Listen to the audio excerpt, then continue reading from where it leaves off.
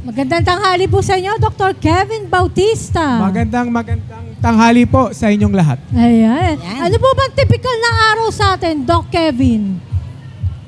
Typical na araw is, kagaya siguro ng lahat sa atin, no? Kailangan natin gumising na maaga kasi kailangan natin magtrabaho. Yes. Morning person din ba tayo, Doc? Ayan. Yes, Ate Bel. Yes, marami tayong katanungan para kay Doc, ano? Siyempre, unahin natin yung tiki-tiki, Doc. Ayan. Kasi naalala ko pa, nung maliit pa ako, Doc, pinapainom din kami ng lola ko. May kanta pa nga yan para maingganyo kami. Sinasayawan pa kami ng lola ko. Parang United American Tiki-Tiki, pampalusog ng yung baby. Diba, Doc? Naalala mo yun? Opo, kasi actually medyo matagal na po ang brand natin na yan ng Yes, vitamins. So Yes, madami na po nakakakilala. Yes. So, gaano kahalaga po ang vitamins at tamang nutrition para sa mga bata habang po sila ay lumalaki, Doc? So yung vitamins and minerals naman po is kailangan nating lahat yan. Opo.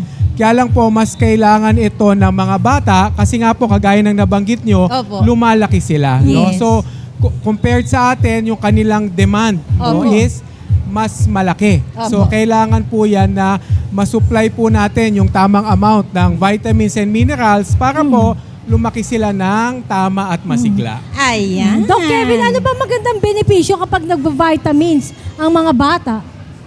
So, ang benepisyo po natin sa vitamins is mapupunan nito yung mga kakulangan ng Opo. vitamins and minerals sa pagkain. No? Opo. So, tama naman po yung mga vitamins and minerals ay nakukuha yan sa pagkain. No? Kaya lang po, ang magiging issue natin is kung unang-una ay napapakain ba no, ng tama ang mga bata. Yes. And alam naman po natin, sa mga may anak, yung may mga bata po talaga na mahirap pakainin. Yes, yung mga picky eaters, Yes, Doc. and then second po is the quality of food that we Yes. give, no? Kasi talagang tanggapin natin, hindi po lahat tayo is may time para Opo. makapag-prepare ng food. So Yes. yung mga food po natin is processed, no? Kuminsan baka mga junk foods.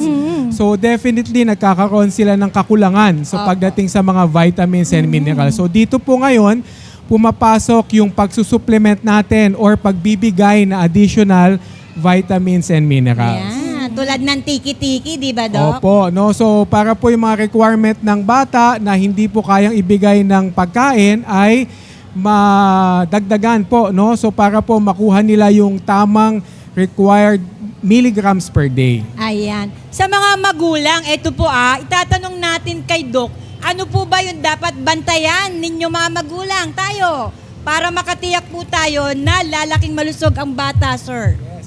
So, importante po, no? So, actually, ma'am, I'm a pediatrician. Very so, good. Tamang-tama po, no? Yes. So, sa mga bata po, importante na sila po ay bumibigat, no? So, dapat po, every visit to the doctor or to the center, every year. So, dapat po may nakikita tayo na weight gain. So, bumibigat Yearly, Doc, sila. yearly dapat, no? Well, depende po kasi, Depende no? sa sitwasyon ng Opo, bata. kasi pag mga baby po, medyo mas madalas yung Yes, visit natin. yes, So habang tumatanda sila, mas nagiging less, pero kahit po lumalaki yung mga bata, kailangan pa rin pong mag-visit. Tama. So aside po from the monitoring ng weight natin, no, pati height minomonitor. So dapat lang po is tumatangkad sila at nag-gain din po sila ng weight. Bukod po dito, so gusto din po natin na hindi po sila madalas nagkakasakit. So, Tama. opo. Para lumakas yung immune system, no? Yes, so exactly po, no? Kasi usually pag magulang tayo, ang anak natin is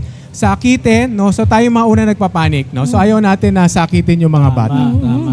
Yes, nabanggit mo, Doc Kevin, kanina na karamihan po sa ating mga anak habang lumalaki, picky eaters, yung mapili po, masela, di po ba? Hindi lahat kinakain. Pero paano nakatutulong ang supplements po kung sakaling kulang po yung mga inihahain ni nanay na mga pagkain like prutas o gulay? So kailangan po kasi talaga yung pagkain natin, no? Actually hindi lang mga bata, tayong lahat. So Opo. kailangan po talaga balance. Yes. So pag sinabi po nating balance, kasama po dyan may enough portion po ng source of protein, Opo. carbohydrates, fruits and vegetables. So, I don't know po kung ilan sa atin yung talagang nakakasunod dito every meal. Yeah. So, kung hindi po talaga nasusundan ito, nagkakaroon po tayo ng deficiencies or kakulangan sa mga vitamins and minerals. So, dito po pumapasok yung ating mga vitamins para po mapunan yung mga pagkukulang ng mga vitamins and minerals kapag hindi po natin sila nakukuha sa diet. Ayun. Dok, kayo po, based on observation po, talaga po bang mahirap pakainin pa rin ang mga kabataan ngayon? Pagdating po sa mga gulay, yung mga nutritional food.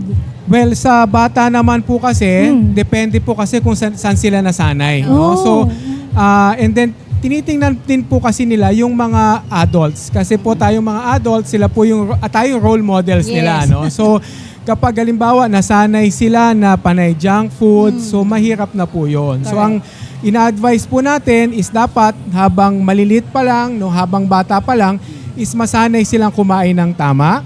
At tayo rin po dapat tama yung kinakain natin. No? Yes. Kasi lahat po ng ginagawa natin ay ginagaya ng mga bata po sa Correct bahay. po kayo dyan, Doc Heavy. Ano naman ang dapat na maging responsibilidad na magulang sa bata kahit na siya ay kumakain ng gulay at prutas, umiinom ng tiki-tiki? Ano pa yung pwede nating i-advise sa ating mga magulang na nagpapalaki ng kanila pong mga anak? So aside po sa proper diet, no, proper activity, exercise, kasama po diyan yung enough sleep. Yan. No? Kasi nga ngayon, problema sa mga bata is mga gadgets. Ayun, So oo. dapat po i-limit yung screen time, no? Hindi po panay cellphone, hindi panay TV. So kailangan po i-limit 'yan para po enough yung kanilang sleep, no? Aside from that po, importante rin yung mga bakuna natin, no? Correct. Lalo na Yan. sa mga bata. Vaccine, Opo. yan.